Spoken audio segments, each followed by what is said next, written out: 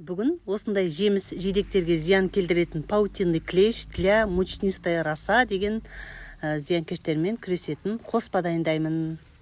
Ол қоспаны 40 қабатқа, ас қабаққа, қауын мен қарбызға, гүлдерге де құюға болады.